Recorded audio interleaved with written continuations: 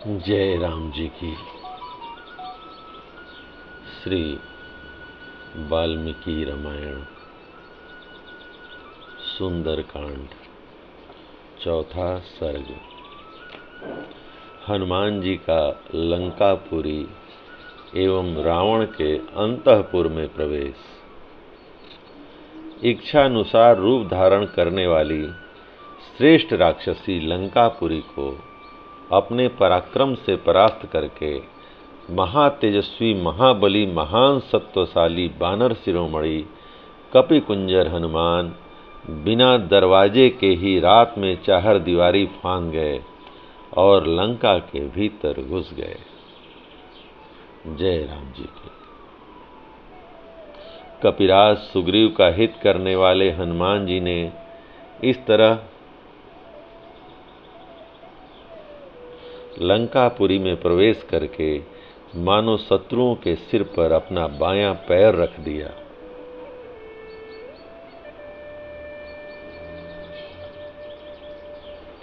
सत्व गुण से संपन्न पवन पुत्र हनुमान उस रात में परकोटे के भीतर प्रवेश करके बिखेरे गए फूलों से सुशोभित राजमार्ग का आश्रय ले उस रमणीय लंकापुरी की ओर चले।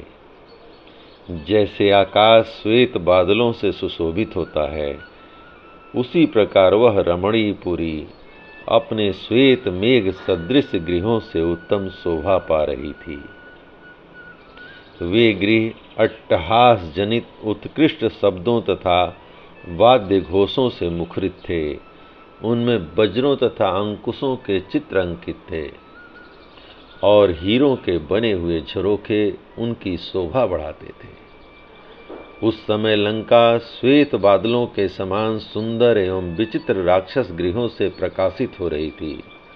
उन गृहों में से कोई तो कमल के आकार के बने हुए थे, कोई स्वास्तिक के चिन्ह आकार से युक्त थे और किन्हीं का निर्माण वर्धमानक संज्ञक गृहों के रूप में हुआ था। वे सभी सब ओर से सजाए गए थे। बानर राज सुग्रीव का हित करने वाले श्रीमान हनुमान श्री रघुनाथ जी की कार्य सिद्धि के लिए विचित्र पुष्पमय आभरणों से अलंकृत लंका में विचरने लगे। उन्होंने उस पुरी को अच्छी तरह देखा और देखकर प्रसन्नता का अनुभव किया। उन कपिश्रेष्ठ ने जहाँ तहाँ एक घर से दूसरे घर पर जाते हुए विविध आकार प्रकार के भवन देखे तथा हृदय, कंठ और मूर्धा इन तीन स्थानों से निकलने वाले मंद, मध्यम और उच्च स्वर से विभूषित मनोहर गीत सुने।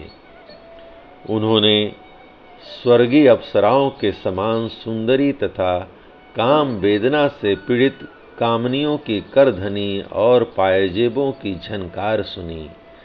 इसी तरह जहाँ तहाँ महामनस्वी राक्षसों के घरों में सीढ़ियों पर चढ़ते समय स्त्रियों की कांची और मंजीर की मधुर ध्वनि तथा पुरुषों के ताल ठोकने और गरजने की भी आवाजें उन्हें सुनाई दी। राक्षसों के घरों में बहुतों को तो उन्होंने वहां मंत्र जपते हुए सुना और कितने ही निशाचरों को स्वाध्याय में तत्पर देखा। कई राक्षसों को उन्होंने रावण की स्तुति के साथ गर्जना करते और निशाचरों की एक बड़ी भीड़ को राजमार्ग रोककर खड़ी हुई देखा। नगर के मध्य भाग में उन्हें रावण के बहुत से गुप्तचर दिखाई दिए। उनमें कोई योग की दीक्षा लिए हुए, कोई जटा बढ़ाए, कोई मूड़ मुड़ाए, कोई गो चर्म तथा मृग चर्म धारण किए और कोई नंग धड़ंग थे।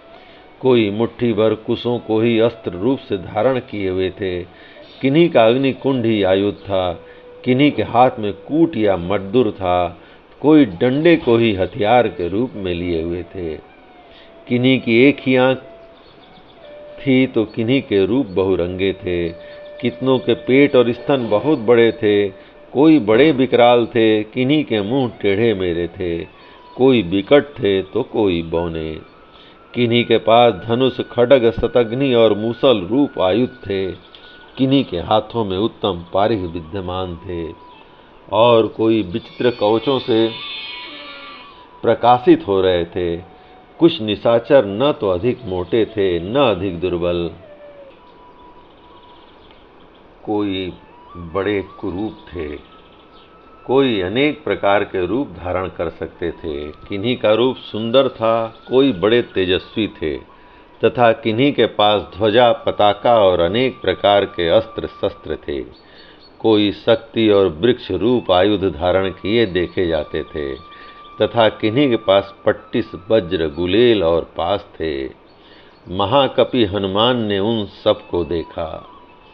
किन्हीं के गले में फूलों के हार थे और ललाट आती अंग चंदन से चर्चित थे। कोई श्रेष्ठ आभूषणों से सजे हुए थे, कितने ही नाना प्रकार के वेशभूषा से संयुक्त थे और बहुतेरे स्वेच्छानुसार विचरने वाले जान पड़ते थे।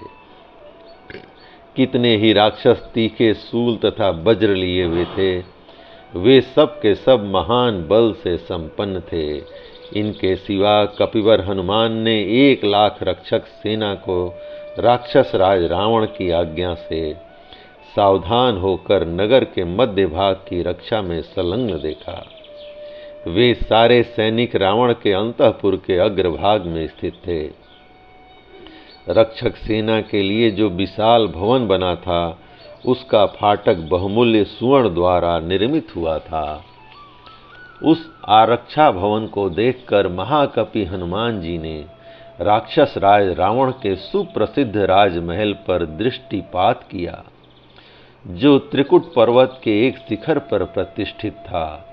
वह सब ओर से श्वेत कमलों द्वारा अलंकृत खाइयों से घिरा हुआ था। उसके चारों ओर बहुत ऊंचा परकोटा था, जिसने उस राजभवन को घेर रखा था। वह दिव्य भवन स्वर्गलोक के समान मनोहर था और वहाँ संगीत आदि के दिव्य शब्द गूंज रहे थे। घोड़ों की हिनहिनाहट की आवाज़ भी वहाँ सब ओर फैली हुई थी। आभूषणों की रुनझुन भी कानों में पड़ती थी।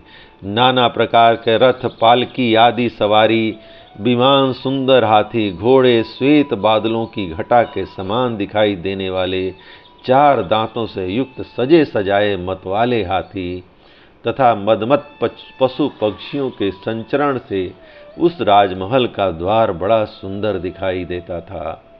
तदंतर जिसके चारों ओर सुवर्ण एवं जम्बू नद का परकोटा था, जिसका ऊपरी भाग बहुमूल्य मोती और मणियों से विभूषित था, तथा अत्यंत उत्तम काले अगरु एवं चंदन से जिसकी अर्चना की जाती थी, रावण के उस अंतःपुर में हनुमान जी ने प्रवेश किया। जय राम जी की। इस प्रकार वाल्मीकि निर्मित आर्ष रामायण आदि कांड के आदि काव्य के सुंदर कांड का 4था सर्ग प्रभु श्री राम की कृपा से पूर्ण हुआ। जय राम जी की।